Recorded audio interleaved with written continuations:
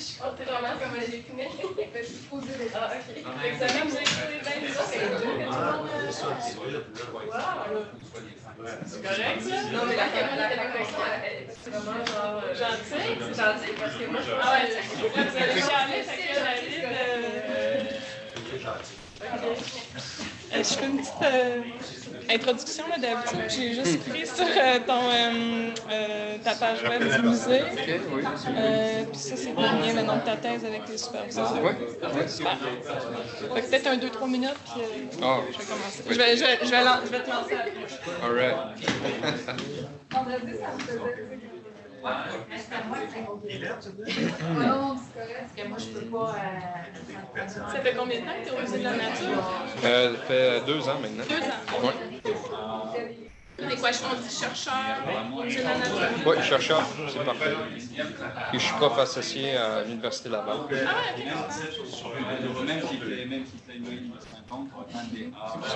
C'est une job de rêve, hein, ça? J'ai vraiment pas à me plaindre. Ouais, hein, ça... En plus qu'au musée, ils nous donnent pas mal de liberté. Ben oui, ça doit être le fun. Ouais, vraiment. OK. Quand je veux, c'est bon. Je veux juste fermer la porte. Merci. Tu sais qu'il y avait Angélique qui m'a écrit rapidement Ah, t'as écrit plutôt pour, qu'elle disait qu'elle va peut-être essayer d'arriver. Ouais, ben il y a Catherine aussi qui est là. Parfait. Fait que les deux, en plus, en écologie animale.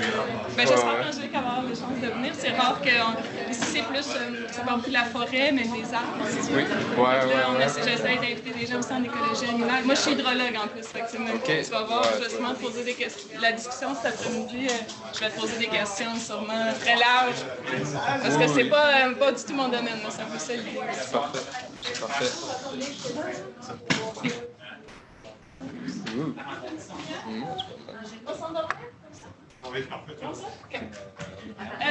Merci à tous d'être là aujourd'hui pour une des présentations dans le cadre des séries de conférences de l'histoire.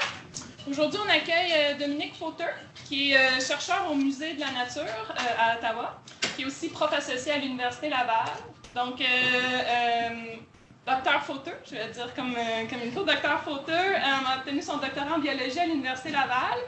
Sa thèse regardait les effets directs et indirects de la prédation sur les lemmings, dont il va nous parler aujourd'hui, donc sur les lemmings dans l'Arctique canadien. Il était supervisé par Gilles Gauthier et Dominique Berthaud. Ses recherches visent à mieux comprendre le fonctionnement des écosystèmes à l'aide des micro-mammifères. C'est ce dont il va nous parler aujourd'hui, donc je te laisse la parole. Oui, merci. Salut tout le monde. Je suis bien content d'être ici. Merci beaucoup de l'invitation. C'est le fun de rentrer dans un domaine aussi un peu différent. Là, je sors de l'Arctique puis rester un petit peu dans le sud, côté forestier. Vous allez voir, nos systèmes sont vraiment intéressants. Je ne veux pas vous rendre jaloux, mais c'est super intéressant, surtout pour étudier les effets densité dépendants dans des situations où il n'y a pas tellement d'autres facteurs externes qui viennent jouer au travers. Voilà, donc je suis au Musée canadien de la nature. En fait, je suis basé à Gatineau. Excuse-moi. Il n'y a pas de problème. Non, mais en fait, c'est notre campus principal est à Ottawa. C'est lui qui est vraiment le plus connu. Mais la collection nationale est à Gatineau. Mais je vais en parler un petit peu plus tard. Fait que, sans plus tarder, je vais commencer tout de suite. D'abord, une petite introduction rapide. Donc, je vais commencer par une introduction au cycle de population, vraiment le sujet qui m'intéresse le plus chez les micro-mammifères. Je me décris comme biologiste des petits mammifères, mais un des aspects vraiment que j'aime beaucoup, c'est la dynamique de population. Je vais aussi parler également, voilà, une petite introduction générale de 2 projets dans lesquels je suis investi beaucoup ces temps-ci. Et ensuite de ça, je vais parler un petit peu de la recherche là, qui est faite au musée. On a toujours dans le but d'essayer de rentrer un peu plus dans l'idée chez les étudiants que oui, les musées font de la recherche et c'est aussi un endroit qui est disponible pour avoir un emploi plus tard là, pour la recherche, qui n'est pas nécessairement toujours très bien connu, surtout dans le milieu francophone. J'en parle à beaucoup de gens, puis ils ne savent même pas qu'il y a un musée d'histoire naturelle là, au Québec. Qui est à Gatineau. Donc, tout d'abord, les cycles de population, ça a commencé très tôt pour l'écologie moderne. En fait, Charles Elton, ici, sur la photo, il est considéré comme le père de l'écologie moderne. Donc, en fait, l'écologie quantitative. Et ici, il montre un peu, de par les récoltes de peau de renard arctique, il parle de cycle de lemming qui ont mis en relation avec la récolte de peau de renard. Et à partir de là, ça a vraiment démarré toutes sortes d'études et toutes sortes de questionnements vraiment intéressants qui cherchaient à comprendre les causes menant à ce genre de situation écologique. Donc, c'est des cycles qui est observé non seulement chez les mammifères, mais aussi chez les insectes et les oiseaux, et aussi des animaux marins, comme on va voir. Le cas classique, qui est les lièvres d'Amérique, qui fonctionnent un peu en tandem avec les lynx. Donc, lorsque la population des lièvres augmente, pas très longtemps après, les lynx suivent. Et ensuite de ça, il semble y avoir un tandem qui suit avec un certain délai d'1 à 2 ans pour le lynx. Donc, c'est des cycles d'à peu près 8 à 10 ans. Les cycles vont varier dépendamment de l'espèce dont on parle. Donc, par exemple, on a des cycles chez la cigale périodique. C'est des cycles un peu différents, par exemple, de la relation prédateur-proie. Ici, c'est juste pour une histoire naturelle. Donc, ces animaux-là ces insectes-là vont sortir en masse et ils vont carrément créer des nuages de cigales et qui vont nourrir énormément les animaux comme les oiseaux, les différents mammifères. Ça, il y a un reportage récemment qui est sorti de la BBC, vraiment des images assez saisissantes, qui vont sortir à tous les 13 et 17 ans, dépendamment de l'espèce. Et on a aussi...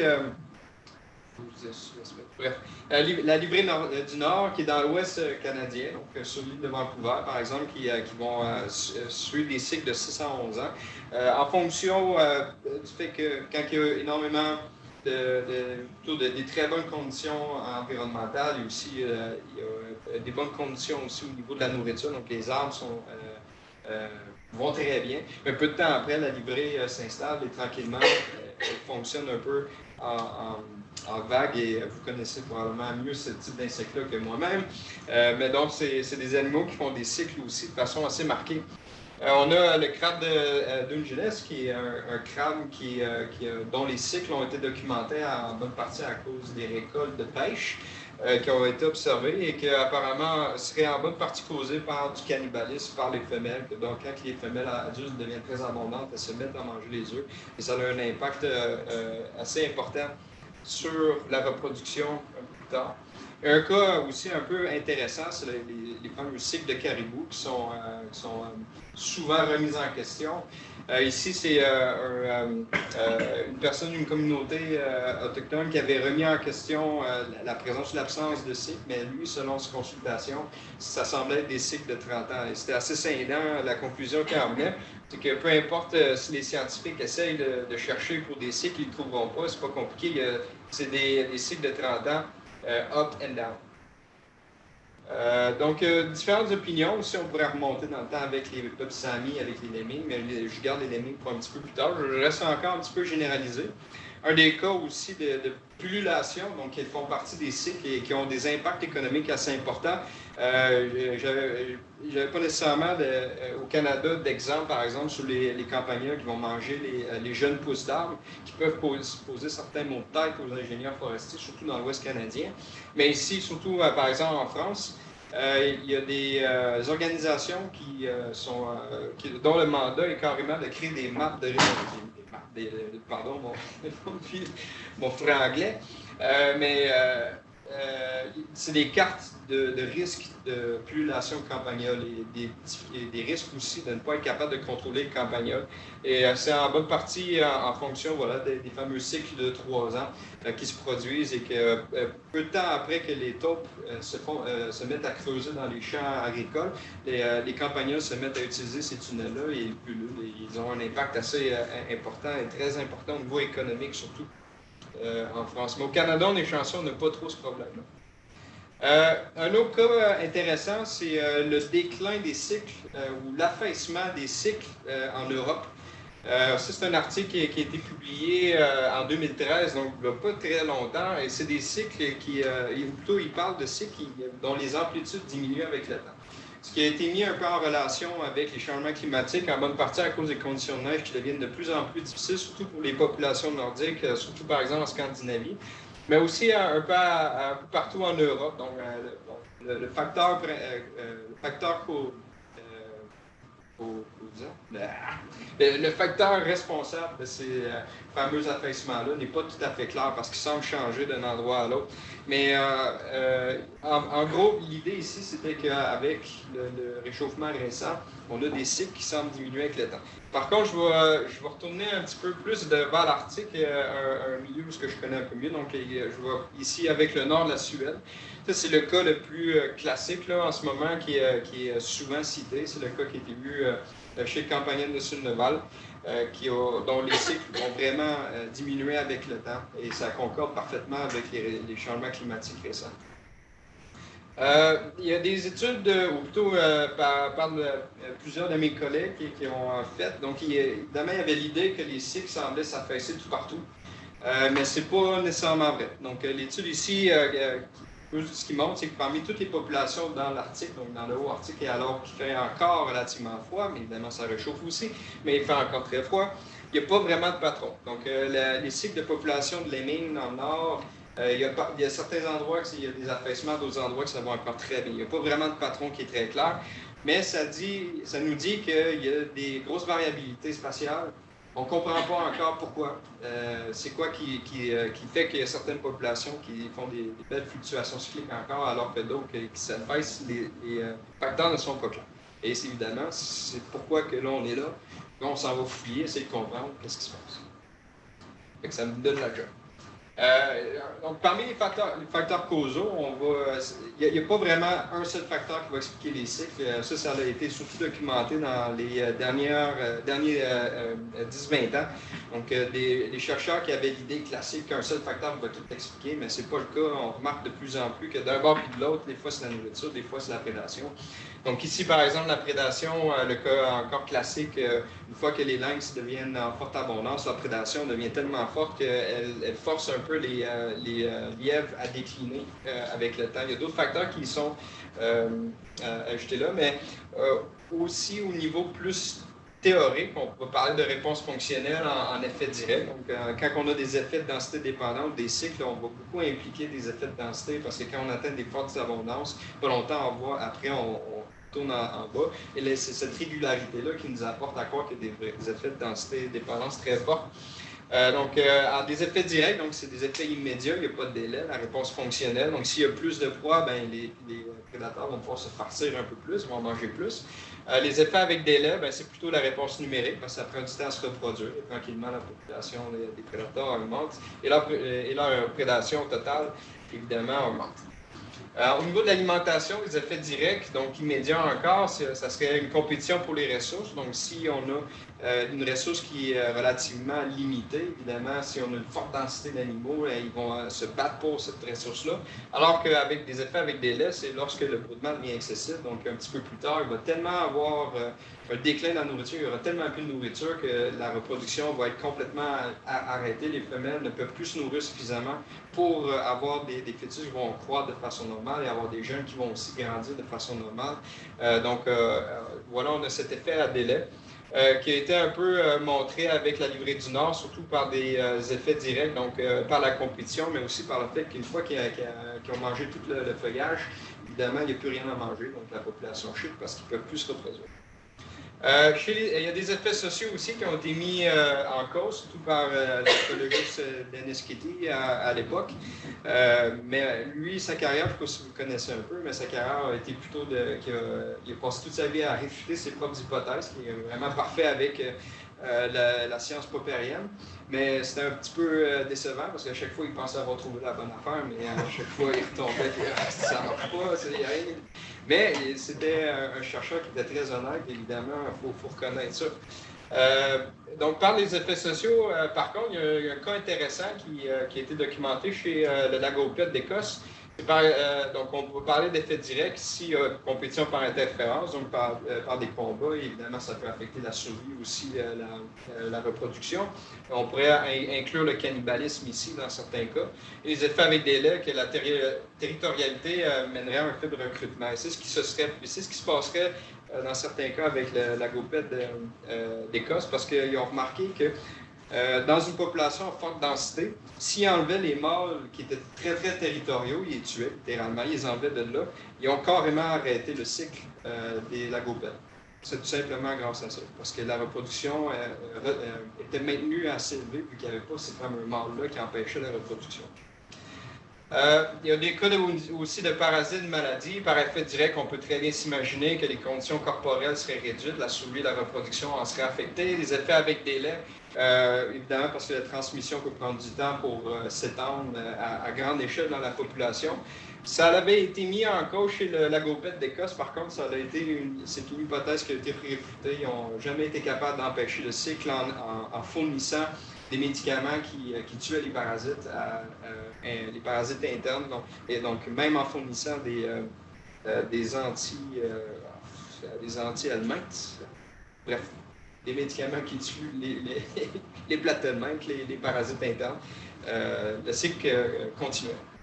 Et finalement, les effets physiologiques, ça c'est quelque chose d'assez récent, qui commence à être relativement bien appuyé par la recherche. C'est que chez les lièvres d'Amérique, il y a tellement de prédation que les femelles écopent de ce stress-là qui leur est imposé.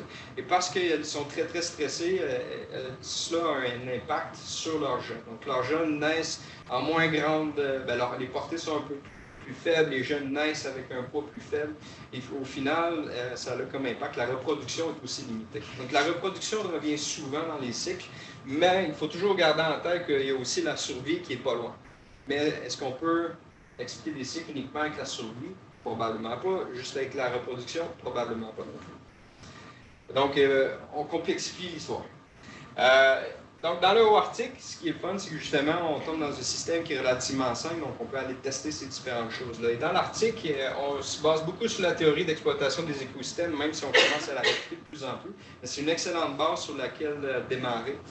Et ce que cette théorie-là prédit, c'est qu'en fait, productivité primaire, donc dans les déserts, dans les déserts polaires ou déserts du sud de sable, peu importe, la productivité est très faible, donc il n'y aurait pas assez d'herbivores pour supporter une bonne population de prédateurs, ce qui fait que les prédateurs ont un impact relativement faible.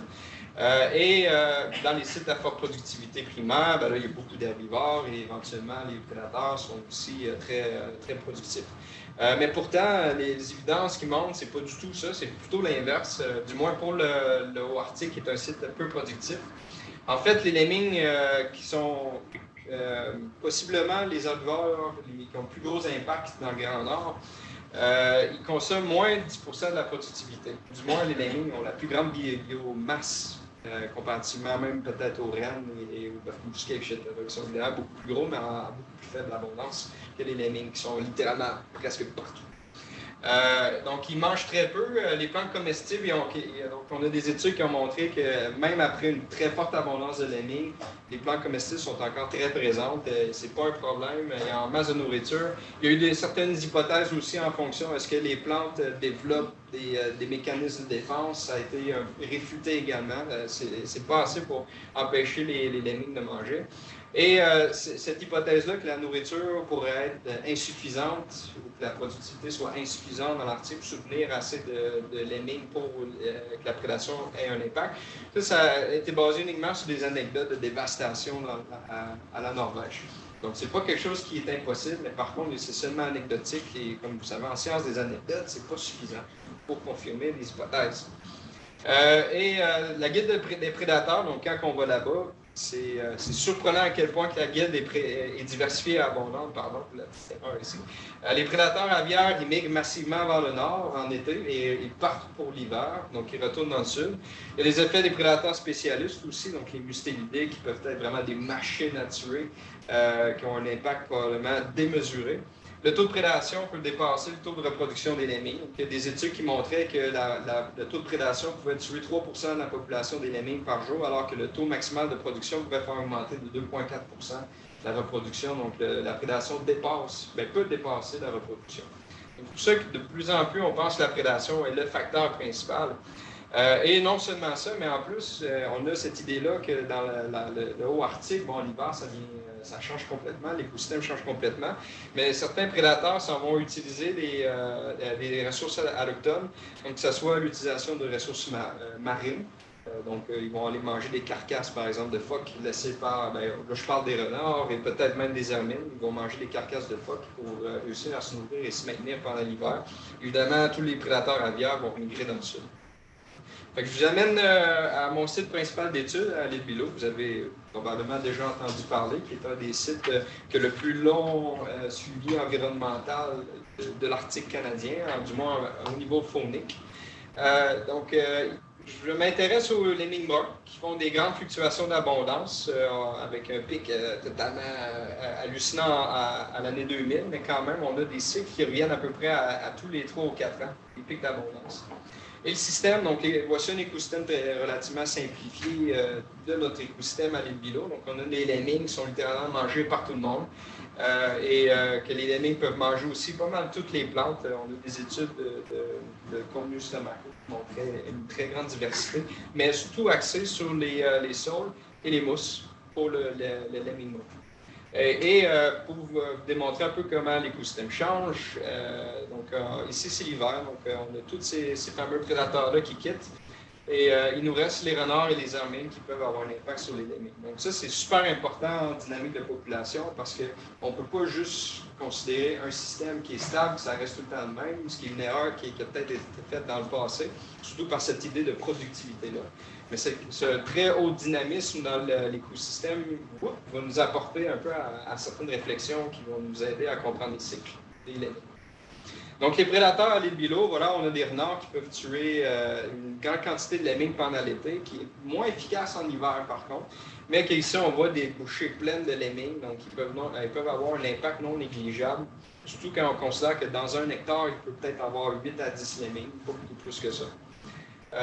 Ici, un exemple, évidemment, c'est un cas extrême au Nunavik, dans le coin de Baie-Déception, de Harfang des Neiges qui tue de façon extrêmement efficace les lemmings. Ici, habituellement, on va trouver peut-être 3, 4, 5 lemmings. Ici, c'était 70 lemmings. Donc, c'était un jeune mâle inexpérimenté qui mettait beaucoup trop d'efforts. Évidemment, la moitié des carcasses sont pourries.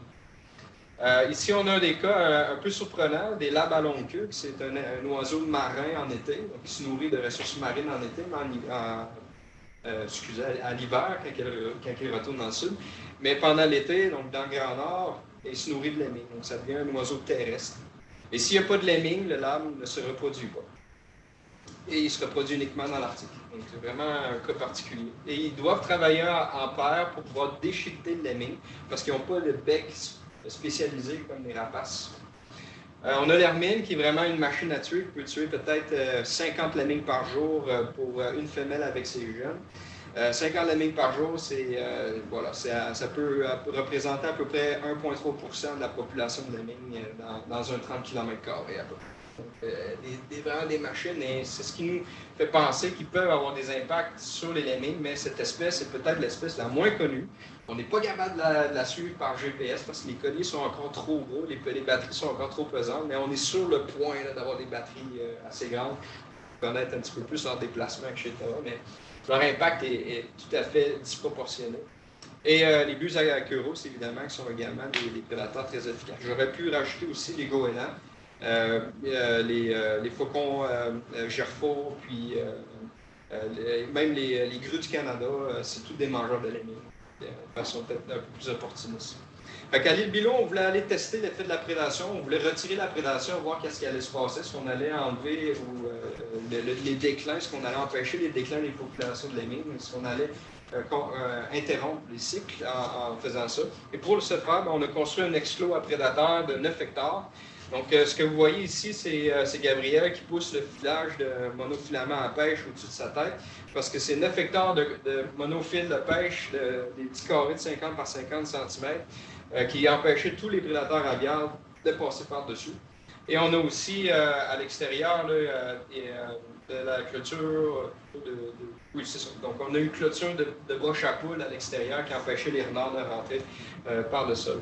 Ici, on voit aussi une autre idée de la grandeur de l'exclos, ça vous donne un peu l'échelle. Et là-dedans, on pouvait peut-être avoir jusqu'à 80 lemmings dans ce secteur-là. Et évidemment, une caractéristique importante, c'est que malheureusement, pour permettre aux lemmings de sortir et rentrer, donc il n'y ait pas d'effet de clôturage, donc ce qui aurait pu forcer les lemmings à augmenter leur compétition, ça aurait eu un effet sur l'effet de la prédation. En tout cas, on a voulu que les lemmings puissent sortir et rentrer, mais parce que les hermines sont aussi grosses que des lemmings, eux autres aussi pouvaient rentrer et sortir. Mais on a été chanceux parce que pendant 3 ans, il n'y a pas eu d'hermine. On a pu observer vraiment des lemmings en liberté de prédation. Notre système était très simple. On avait une clôture et on avait une grille de trapage pas très loin, à 600 mètres du moins. Donc, il n'y avait pas d'échange de lemmings entre les deux. Mais au moins, l'habitat était très similaire et on pouvait vérifier avec prédation versus pas de prédation. Alors, on faisait du trapage vivant, donc avec un système de design robuste. Fait qu'on faisait du trapage en juillet, en août, ce qui nous permettait d'estimer la survie, des changements de taux de reproduction aussi pendant l'été. Et on avait, de façon intéressante, des recaptures pluriannuelles, donc des lemmings qu'on capturait en été, qu'on recapturait l'été d'après. On a augmenté ça grâce à l'exclos. Ce qui est un autre facteur intéressant que je vais mentionner plus tard. En hiver, on avait les fameux nids d'hiver. Donc, les nids vont construire des coupoles d'herbes séchées dans lesquelles ils vont aller se réfugier sous la neige. Donc, ça va leur permettre de thermoréguler plus facilement. Donc, c'est pour la chaleur. Et aussi, ils vont se reproduire dans ces nids-là pendant l'hiver. Et pour identifier quelle espèce va construire le nid, on peut regarder la forme des crottes. Donc, ici, on a des crottes de lemming brun. Ici, on a des crottes de lemming variables. Donc, des couleurs différentes, formes, tailles différentes. C'est selon l'espèce. Ici, il y a très peu plutôt aussi, il y a des très très petites feuilles à l'intérieur des nids, on peut savoir si il y a de la reproduction ou pas. Et ces nids-là, ben, c'est la toundra, c'est l'avantage de travailler dans l'Arctique, on voit très loin, il n'y a pas d'arbre pour nous boucher à vue, fait que les nids, on peut les voir à 30 mètres plus loin. Donc on utilise des systèmes de transect, et c'est très facile pour nous. Donc voici les résultats, donc en Y, on a les densités spatialement explicites, donc les densités de lemmings par hectare. On a voici les différentes années. Et ça, c'est le suivi qu'on a fait avant l'installation de l'exclos et après l'installation de l'exclos. Et je vais vous amener tout de suite à droite pour la partie sans exclos. Et ce qu'on voit surtout, c'est des densités dans l'exclos qui ont augmenté au final, en moyenne. Donc, oui, on avait des retours à des densités similaires en juin, mais au final, quand on regarde les densités moyennes en été, elles étaient toujours plus élevées dans l'exclos. Excepté dans ces années-là, ce qui s'est passé, c'est qu'on a découvert que l'hermine avait commencé ou plutôt est revenue dans le système et on a vu des signes de prédation dans les nids d'hiver. L'hermine va laisser des morceaux de lemming dans les nids d'hiver, donc des pattes, des morceaux de queue. Et ça nous indique que l'hermine est rentrée dans le système. Et pendant ces 3 années-là, 2014, 2015, 2016, aucun signe de prédation par l'hermine. On savait que les hermines n'étaient pas là. On ne l'a pas vu non plus pendant l'été. À l'île Bilo, il y a à peu près 40 chercheurs qui travaillent pendant l'été sur la plaine et aucune hermine pendant les étés avait été vue, sauf à partir de 2017. Et peut-être même l'hiver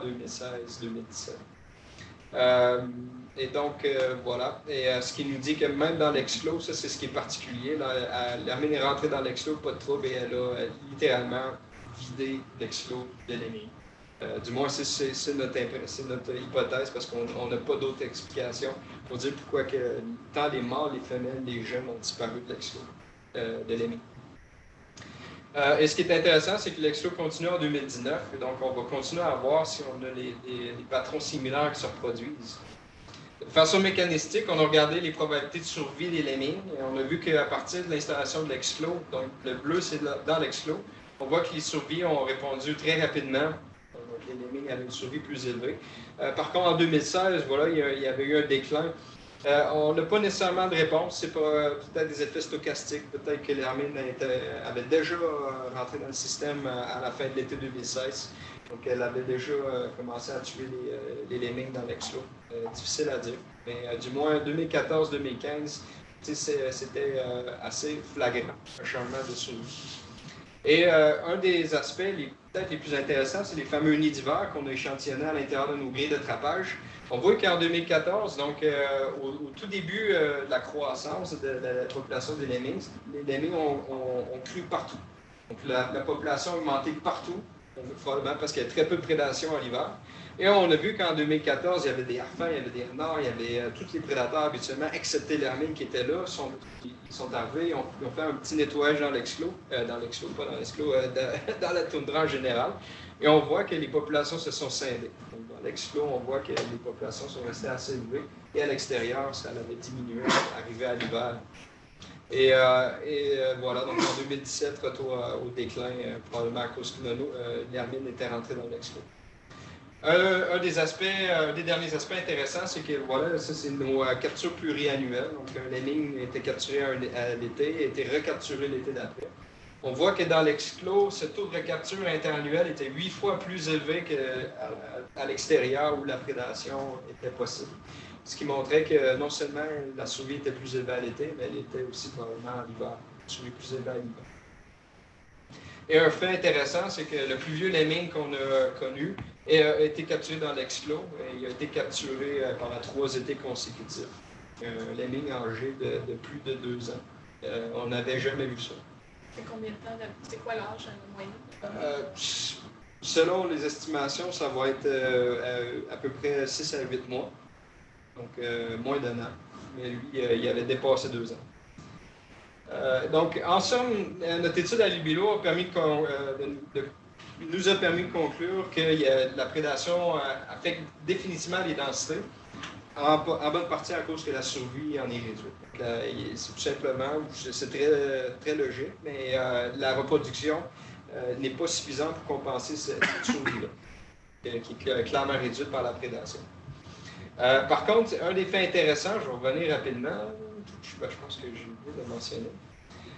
Ces fameuses augmentations-là, qui suivent les faibles abondances, on s'attend que, vu que le lemming se reproduit en hiver, la population augmentée, c'est parfait. Mais on voit que même, alors que la plupart des prédateurs quittent l'hiver, il reste juste le renard qui n'est pas le prédateur le plus efficace en hiver.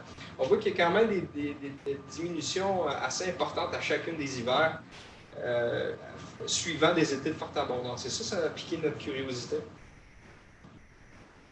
Et donc voilà, qu'en est-il des déclins hivernaux, même dans l'exclos, même si la prédation était absente?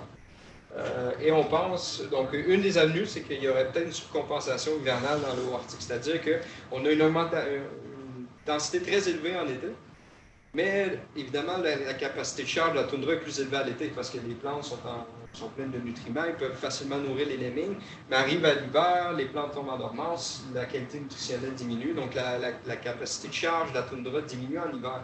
Donc c'est de là qu'on parlait de surcompensation. Les densités dépassent la capacité de charge hivernale et à cause que la capacité de charge est tellement faible, la population est forcée en déclin à l'hiver, même sans prédation. Donc un effet de densité de dépendance assez fort. Un cas qui est particulièrement intéressant, qui est très flagrant. Donc, on cherchait un site, encore une fois, encore plus simple, qu'on était sûr qu'il n'y avait pas de prédation, même pas d'hermine. Donc, c'est un site qui m'a amené à aller travailler au Svalbard, donc à collaborer avec des chercheurs de l'Université de Tromsø.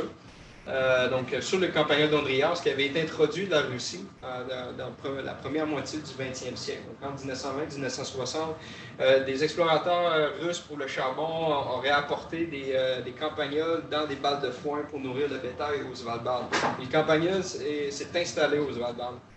Et s'est installé dans la région de Grumant. Donc, on a Longyearbyen, qui est la capitale ici, et, ou du moins, en tout cas, la grosse ville norvégienne tout près. Et on avait Grumambien, qui était une petite localité de mineurs russes qui minaient pour le charbon dans le secteur. Et le campagnol s'est installé le long de cette paroi-là. Donc, on voit ici la ville abandonnée. Par contre, voilà, ça a été abandonné en 1960, cette ville-là, 1962, je pense plus précisément. On a les bâtiments restants et on a ici, à gauche, c'est la partie qu'on voit qui était en rouge, là, juste ici. Donc, c'est les flancs des montagnes. Et ça, c'est les flancs avec Grumant qui est ici, là, avec les petits bâtiments. Et les campagnols se sont installés là-dedans. Probablement que les campagnols ont débarqué là, mais tranquillement, ils ont bougé en dehors du village et se sont installés sur ces parois-là, qui sont très verdoyantes, c'est très riche en herbes. Donc, de façon un peu plus précise, on a ici, juste en haut, dans les parois, ici, les petites falaises, on a les colonies de bruniques qui eux vont évidemment aller se nourrir avec des subsides marins. Et toutes les fientes qu'ils vont faire vont couler par en bas et ils vont littéralement nourrir une végétation qui est extrêmement dense, donc énormément de graminées. Et le campagnol s'est installé là-dedans de par toute cette histoire. Donc, vraiment un cas fascinant d'un animal introduit de façon accidentelle. Un animal qui est retrouvé en milieu boréal, amené carrément dans le haut arctique. Et depuis 70 ans, le campagnol est là. Et il est confirmé depuis 70 ans. Donc, c'est une population de rongeurs qui est unique dans l'Arctique. Il n'y a pas de prédateurs aviaires. Oh, il y a ce petit problème à gauche, je suis désolé pour ça. Il y a des renards, mais les renards, ils semblent non spécialisés. Bon, la dernière fois que j'ai montré ça, il y a des gens qui me disaient c'est pas vrai, c'est pas des renards, ça n'a pas rapport qu'ils ne sont pas spécialisés, c'est juste parce qu'ils ne se passent pas à côté, parce qu'ils pourraient quand même manger des campagnols, c'est vrai. Mais en gros, il y a une étude qui a montré que dans les fientes de renards sur l'île, il y a très très peu de campagnols. Donc le renard n'en mangeait pas beaucoup. Il reste que le campagnol est arrivé uniquement au début du 20e siècle, tandis que le renard, ça fait des milliers d'années qu'il est là. Donc l'évolution n'a peut-être pas fait en sorte que ces renards-là se nourrissent principalement de campagnol. La végétation voilà, est abondante, surtout en été. Par contre, elle est restreinte spatialement, ce qui pourrait forcer un peu une certaine compétition pour l'espace chez les campagnols. Évidemment, elle est très riche à cause du guano aviaire. Il y a très peu, il n'y a pas d'autres micro-mammifères, donc il n'y a pas de compétition interspécifique. Et le fait que ce soit un animal qui est normalement boréal et que là, il est quand même exposé à des conditions du Arctique, des conditions hivernales rigoureuses, ça peut avoir aussi un impact sur leur population. Ça va être important plus tard ici pour expliquer leur dynamique de population. Et c'est un cas idéal pour une croissance exponentielle. Pas de prédation, beaucoup de nourriture en été. C'est parfait pour un animal qui se reproduit dès l'âge de 2 semaines. Après 2 semaines d'être né, il peut commencer à se reproduire. C'est extrêmement rapide. Donc, une belle situation de croissance exponentielle chez les mammifères, malgré qu'il y a des hivers rigoureux qui vont être difficiles pour eux. Donc, le réseau trophique va être extrêmement simple, encore plus simple qu'à l'île Bylot, avec le campagnol qui est peut-être mangé par des renards, mais qu'en gros, les renards et les ours polaires, qui sont les prédateurs principaux, du moins les mammifères, se nourrissent principalement des rennes, des carcasses laissées à l'hiver. Et voilà, donc, un cas particulier avec les changements climatiques, surtout au Svalbard, ça a été confirmé plusieurs fois maintenant au Svalbard, c'est l'augmentation de la pluie sur neige, donc le rain on snow ici. Donc, dans les hivers, avec relativement beaucoup de pluie sur neige, donc des événements, même si ce n'est pas beaucoup, que ça arrive dans une journée avec beaucoup de pluie, ça va avoir un impact très important sur les animaux pour accéder à la végétation. Et quand il y a beaucoup de pluie sur neige, ça crée une croûte de glace, les campagnols. S'ils sortent de la neige, par malheur, ils ne pourront pas rentrer en dessous de la neige parce que c'est glacé complètement. Et si nos campagnols sont en compétition, en plus sur la loupe d'espace, ils sont souvent appelés à sortir de leur terrier. Ce qui fait que l'étude ici par mon collègue Ardenstein a montré que dans les années de forte pluie sur neige, on voit que les densités des populations des rennes et des campagnols diminuent. Donc à chacune de ces années-là, on a eu des déclins très marqués là, ces années de pluie sur neige. Là. Donc en effet, la pluie sur neige dans le haut Arctique, c'est vraiment le facteur qui semble être le plus important là, chez les mammifères, l'effet le plus important de façon négative. Donc, le suivi agrément a été fait par mes collègues norvégiens entre 1990 et 2017, surtout dans ce secteur-là concentré, parce que la superficie était relativement grande. C'est très escarpé, mais ici, c'était relativement facile aussi d'accéder. Donc, il y avait mis à peu près entre 75 et 90 trappes. Trappage hiver campagnol, donc avec un design robuste, un peu comme à Bylot, juillet ou septembre, on va avoir des idées de survie, de reproduction, l'analyse spatialement explicite des densités qui nous permettait aussi d'avoir une idée spatiale. Je ne rentrerai pas dans ces détails-là, ça sort un peu aujourd'hui. Et on voulait surtout regarder un peu la croissance hivernale, qu'est-ce qui se passait. Donc voici la dynamique de population, donc les résultats qu'on a obtenus pour le campagnol de Svalbard. Donc, on a en Y, encore une fois, les densités et dans le temps. Ici, on a une petite période où le suivi avait été arrêté, donc de 1997 à 2001. Il y avait un suivi, mais une seule fois par année. Donc, on a exclu cette partie-là pour vraiment se concentrer sur les étés, qu'on avait trois suivis, donc juillet, août et septembre. Et ce qu'on voit ici, ça, c'est les années de forte pluie sur neige. Donc, au tout début, juste avant 90, en 94, 97, 2002, est-ce qu'on voit la population des campagnols elle a eu beaucoup de misère à reprendre suivant ces hivers de forte pluie sur neige. Mais comme vous pouvez voir, un an après, cet effet-là a complètement disparu. Les campagnards sont revenus en très forte abondance. Le second truc qu'on remarque, c'est en été, on voit des croissances quasi exponentielles, comme on l'avait prévu, comme la théorie le prévoit. Donc des explosions de population en été. Et là, ce qu'on remarque, si on prend les étés de très faible abondance, on a observé des croissances. Donc, à l'été suivant ici, la croissance était relativement faible, mais ici, les croissances étaient quand même positives. Et ici, même si c'est faible, ça reste positif. Alors que toutes les années où les densités campagnales étaient en forte abondance, en fin de l'été, c'était toujours des déclins très, très importants, même dans les années qui avaient très peu de pluie sur neige. On avait des déclins hivernaux. Encore une fois, quelque chose comme on a vu à Bilo dans notre exclos, quand on n'avait pas de prédation. Et ça, ici, je vous rappelle, le campagnol n'a pas de prédation, mais il y a des déclins quand même en hiver, possiblement par des effets liés à la rigueur hivernale. Et un autre cas intéressant, ce qui nous montrait qu'il y avait déjà des effets de densité de dépendance. Là, ici, ça c'est juste une répétition de ma petite image que j'ai pris le temps de faire en style PowerPoint. Ici, j'ai pas eu le temps. Désolé pour ça. Mais ici, c'est la population divisée selon la catégorie. Donc, les mâles adultes, femelles adultes, juvéniles, femelles. Oups, c'est pas une faute ici. Ce qui est intéressant, c'est si on s'arrête aux mâles adultes, donc les points bleus pleins, on voit que la densité des mâles adultes, elle n'augmente pas, presque pas pendant les étés, alors que toutes les autres, ça augmente en explosion. Donc, il y a vraiment une croissance énorme. Donc, ça nous apporte à croire que la territorialité des mâles adultes les empêche carrément à augmenter en densité. Et ce qui fait que, je ne l'ai pas présenté ici, mais on a même découvert que la survie des jeunes mâles était beaucoup plus faible que les mâles adultes, ce qui forçait probablement les jeunes mâles à littéralement quitter le secteur. Et évidemment, je vous rappelle, des campagnards, ça croît très vite, donc en l'espace de 2 mois, ils peuvent augmenter de 20 grammes, donc devenir des adultes. Et même ces jeunes-là qui naissaient, donc les jeunes en bleu-blanc, même si la population était quand même assez élevée, ces jeunes mâles-là ne contribuent pas à la densité des mâles adultes. Donc vraiment un effet de densité très fort, un effet spatial probablement très fort aussi. Ce qui nous a fait, ce qui m'a jeté à terre, ça a été d'aller explorer, faire la relation entre cette fameuse densité de l'été précédent et aussi mettre un peu l'effet de pluie sur neige, parce qu'on voyait qu'elle avait quand même un effet important. Ici, ce qu'on voit, c'est la densité en septembre de l'été dernier versus la croissance hivernale. On voit que la relation est extrêmement forte, excepté ici qu'on voit un petit effet spécial. C'est pas Hollywood, là, mais en tout cas, on met de la couleur un peu, c'est un peu mieux. Puis ce qu'on voit, c'est que ces étés-là, en rouge ici, c'est les années qui avaient beaucoup de pluie sur neige. Et ici, on a ces années-là qui en avaient très peu.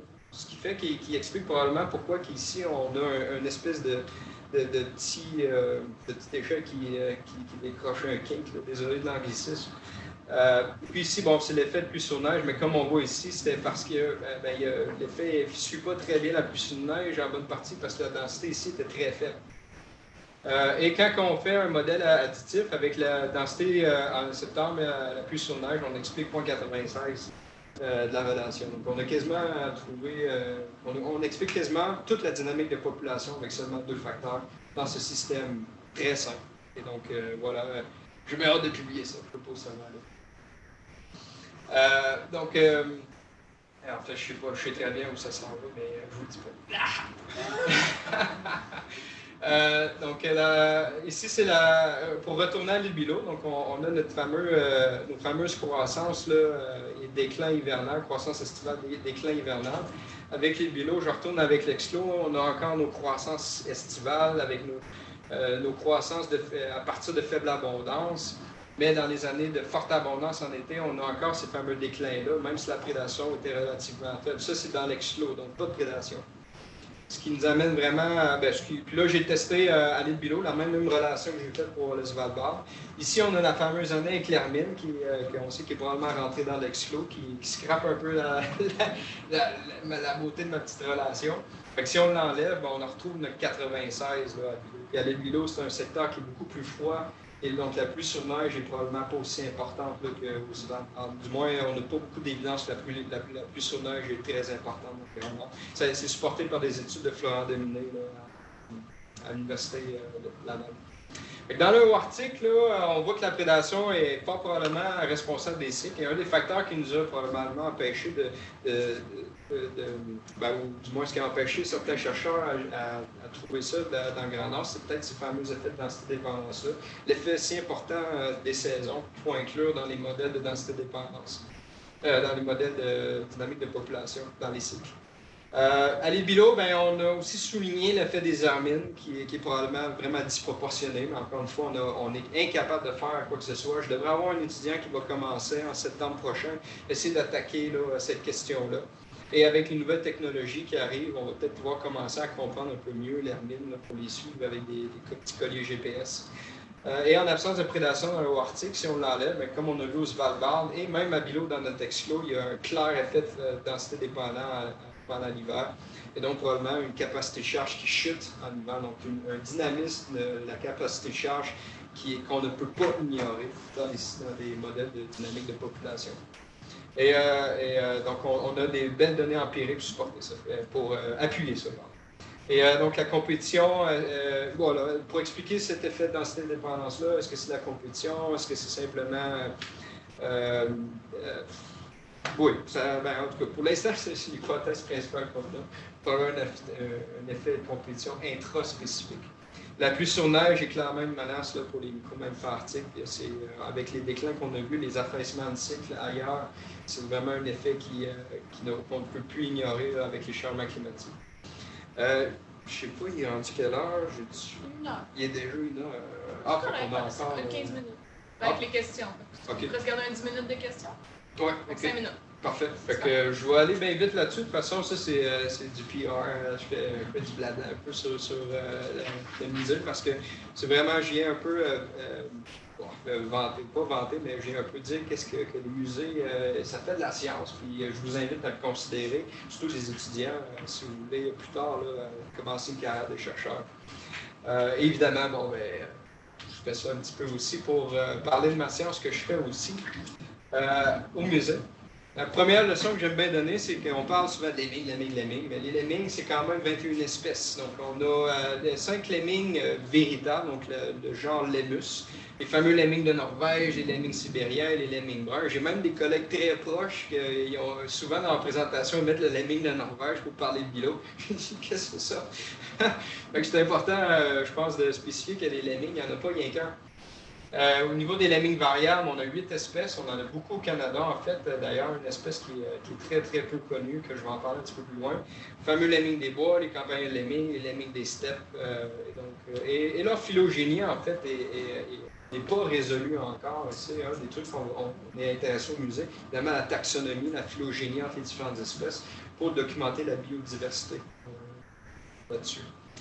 Donc voici le fameux campus à Ottawa, probablement que vous le connaissez, les gens qui vivent dans le secteur, mais voici notre campus à Gatineau, dans lequel il y a les collections nationales. Des lemmings, on en a des milliers, mais des spécimens de mammifères, d'oiseaux, on en a des millions. Vous êtes absolument invités à venir visiter. Envoyez-moi un courriel, ça vous tente de prendre des photos d'un animal, vous voulez aller fouiller, je ne sais pas trop, dans les bois de rennes, de caribous, peu importe si vous intéresse les oiseaux, vous nous écrivez, puis on peut vous organiser une petite visite. Vous ne pouvez pas arriver juste à impromptu comme ça, à l'improviste, mais vous êtes absolument invités. Et puis, donc voilà, la collection nationale, ça représente des milliers de vertébrés de partout du Canada, même dans les îles les plus reculées de l'Arctique, et on a tous les taxons inclus du Canada. Et on a aussi énormément de spécimens, ce qui permet des très gros échantillons si vous voulez vérifier des changements morphologiques, que ce soit par les changements climatiques, par exemple. Nous, on a beaucoup de spécimens de pré-changement climatique. Vous voulez comparer avec des spécimens récents, pendant les changements climatiques, ça peut être super intéressant. On a la plus grande collection de crânes d'ours polaires, par exemple, dans le monde, si je ne me trompe pas. On a des spécimens rares et éteints aussi, des oiseaux comme les édats du Labrador, on a certains spécimens, etc. Il y a beaucoup d'informations récoltées sur les spécimens, mais ça dépendait du collecteur, du trappeur. On pourrait avoir le lieu, la date, la masse, le sexe, la morphométrie, la proportion de gras qu'il y avait sous la peau, la condition reproductrice, le nombre de fœtus, etc. De par les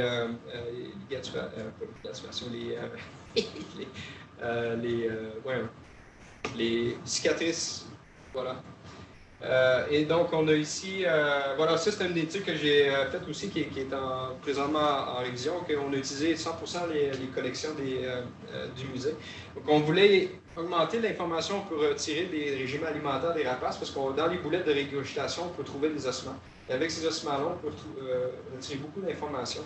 Donc, dans notre cas, on voulait aller vérifier, oui, les espèces, identifier les espèces, mais on voulait aussi connaître la masse ou la biomasse consommée par les prédateurs. Et donc, avec les mandibules, on peut identifier l'espèce lorsqu'il y a des dents qui restent. Et même avec la forme de la mandibule, là, on peut avoir des informations intéressantes. Et on peut utiliser la taille des mandibules pour obtenir la masse de l'animal. Bon, il y a des variabilités. Pour ça, ben, on est allé faire une étude pour un peu quantifier cette variabilité-là liée à la différence entre la taille et la masse de l'animal, surtout chez les micro-mammifères. Donc ici, voilà, ça c'est un exemple de nos spécimens qu'on a dans le musée, qui viennent vraiment d'un peu partout dans l'Arctique canadien. Ici, c'est une corrélation qui était très forte entre la longueur du condylon incisé, donc la longueur ici, avec la masse de l'animal, et on a quand même une possibilité de prédiction assez intéressante. Bon, évidemment, il y a une variabilité, mais si on augmente notre taille d'échantillon, on peut avoir un effet très, très intéressant avec les équations qu'on a pu développer là, à partir de ces relations-là, qui peuvent être utilisées. Donc, j'ai un étudiant, Yannick Sayé, qui a utilisé ces fameuses équations-là pour étudier le régime alimentaire des gros et des petits prédateurs de l'Arctique. Il a montré que les petits prédateurs mangeaient des petits lemmings. Et plus tard, on pourrait quantifier justement la biomasse liée avec ça, avec le nombre d'individus mangés. On peut aussi regarder la répartition des différentes espèces. Donc, comme je disais, la taxonomie des micro-mammifères n'est pas une affaire réglée, leur phylogénie non plus. Donc, on est parti sur une étude pour vérifier un peu à l'aide des analyses donc des séries de Fourier, des analyses de formes, pas tout à fait intuitives, mais on compare des formes de façon quantitative.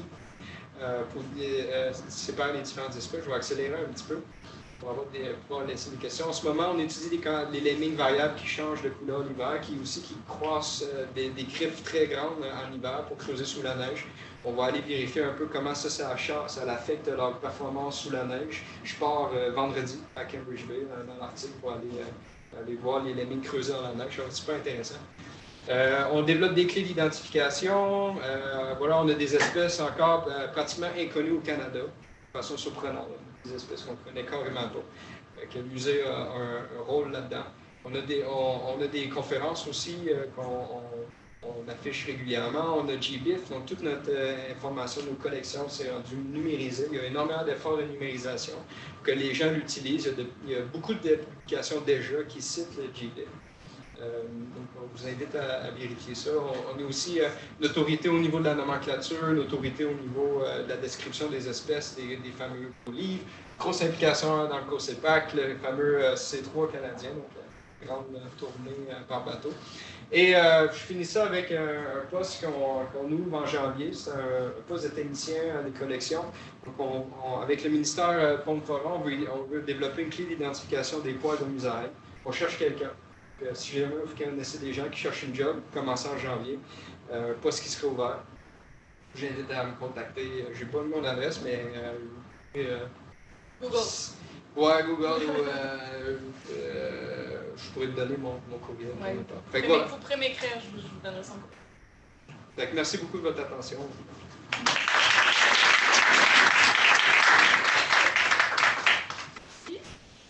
Des questions? C'est prochain un étudiant? Excusez. Après ça. Vas-y, Sam. Moi, après, je suis là cet après-midi s'il y a d'autres questions. Angélique. Il va être là dans le cours cet après-midi, fait qu'il va pouvoir. Angélique? Ah, ok. Salut! Les résultats montrent un effet de la prédation sur les densités en hiver. Et l'hypothèse que c'est la diminution de la ressource en hiver qui entraîne une forte chute des à l'hiver, etc. basé là-dessus, tu finis par dire que c'est certainement la prédation qui est responsable des cycles. C'est bizarre parce que moi, basé sur tes résultats, j'aurais tendance à dire que c'est peut-être plus la diminution de la nourriture. Des cycles? Ouais. Ben, en fait, on peut voir un beau cycle saisonnier pour ça, donc un cycle à l'intérieur d'une année. Par contre, pour expliquer un cycle interannuel, pluriannuel, que le cycle va durer 5 ans au lieu de 3 ans, au lieu de durer seulement qu'une année, là, on implique un peu plus la prédation, étant donné que là, il y a un délai. Et c'est ce fameux délai-là qui va amener les cycles à durer plus de 1 an. Mais si c'était vraiment la nourriture hivernale le problème, ça serait probablement un cycle saisonnier. Un peu comme on voit avec les campagnols, là, on voit vraiment des belles explosions qui diminuent en hiver, probablement à cause du manque de ressources ou de compétition.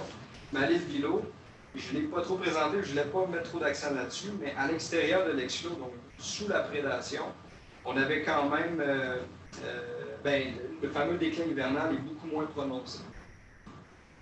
Donc, probablement que les prédateurs à l'été maintiennent la population près de la capacité de charge hivernale. Mais là, je rentre un peu dans la spéculation. Je pense que ça explique, le prédateur va expliquer la période, mais absolument la nourriture, oui, elle va être limitante à cause de la difficulté de ce niveau-là.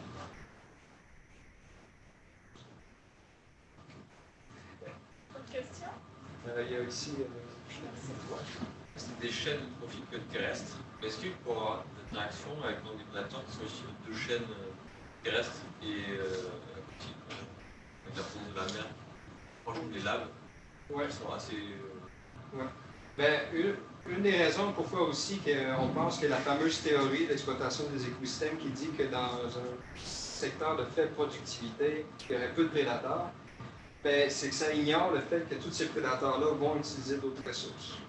Donc, ça va être là, beaucoup trop de diapos. Mais toute l'abondance de tous ces prédateurs qui arrivent massivement dans le Grand Nord, leur prédation dépasse clairement le taux de reproduction du lémé. Donc, clairement, si les prédateurs restaient là à l'année longue, la théorie serait probablement vérifiée. La théorie serait peut-être confirmée que les prédateurs ne seraient pas capables de te faire avec si peu de lémé. Mais vu que ces prédateurs-là utilisent les ressources marines ou quittent carrément dans le Midwest américain pour aller se nourrir sous les campagnes du Sud, ces prédateurs qui sont maintenus, ce qui fait que la prédation reste un facteur vraiment si important à l'été. Le déclin se produit l'été. Je ne sais pas si ça répond à ta question.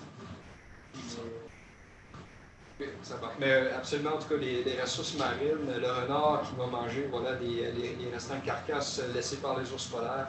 La même chose pour l'hermine qui a été vue par les Inuits. On ne connaît rien de l'hermine, mais les Inuits sont une très bonne source d'information. Évidemment, ils connaissent ça mieux que nous. Ils voient souvent les hermines passer sur les glaces des mers en hiver.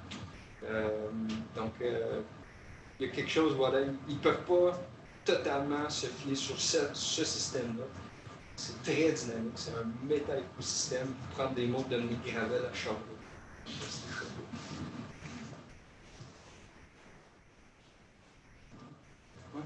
Ton hermine, elle semble être hyper structurante dans ton système. Ouais. Là, je sais que vous n'avez pas beaucoup de données, mais parce que dans son territoire, elle doit tout tuer dans un laps de temps. Est-ce qu'ils bougent beaucoup? Est-ce que c'est dynamique leur territoire? Est-ce qu'ils saturent votre île? Je sais que vous n'avez pas de données, mais est-ce que la densité d'hermine semble être super grande? Ou... En dedans de 30 km², une famille suffit pour littéralement vider la toundra. Selon nous, dans tout notre secteur d'études, qui est à peu près 30 km², dès que l'hermine rentre, on ne voit plus de lemmings. Puis les gens marchent partout, pas de lemmings, on n'en voit pas. Une famille. Une famille. Une famille, oui. Ça peut quand même aller jusqu'à 10 jeunes, une seule famille. C'est beaucoup de bouches à nourrir pour une seule famille, mais quand même, c'est énorme. Puis que ça soit dynamique, je ne pourrais pas supporter ça par des données, comme tu dis, on ne connaît rien, mais par contre, avec les nids d'hiver qu'on a échantillonnés sur la plaine en entier avec un effort depuis 5 ans, des données que j'ai une étudiante, Marianne Vaco, travaille là-dessus. On voit que la prédation est généralisée partout sur la plaine, probablement parce qu'il y a peut-être quelques familles qui couvrent toute la plaine, littéralement. Qu'est-ce qui fait qu'elle disparaît puis qu'elle réapparaît? c'est vraiment. C'est l'absence de ressources. Elle s'auto-régule finalement. Probablement, oui. Puis là où ce qu'on ne sait pas, c'est est-ce qu'elle quitte, est-ce qu'elle s'en va ou elle meurt sur place. Parce que dans un cas classique, théorique, les amies ne quitteraient pas, elles resteraient là. Et quand les lemmings reviennent, elles répondraient 1 an plus tard en forte abondance. Mais c'est pas ça qui arrive. On sait que le délai peut durer de 2-3 ans avant que le crash se produise. Comme 2014-2015 et 2016, on a eu des fortes abondances de lemmings. Puis l'armée n'était pas là. Mais dès que l'armée est rentrée, coïncidence peut-être, mais là, les lemmings sont partis. Oui. Moi, j'ai plein de questions. Oui. L'énigme variable à l'île Boulot, il est rendu les dernières années par rapport au... Ça ne change pas. Ça reste en faible densité. On va parler de 1 lemming à 2 lemmings à l'hectare, tandis que le brun, ça va toujours être les densités maximales, 1 à 2 pour le variable, puis à peu près 8 à 9 pour le lemming. Et l'énigme variable, vous n'avez pas vraiment de cycle, c'est tout le temps plus bas.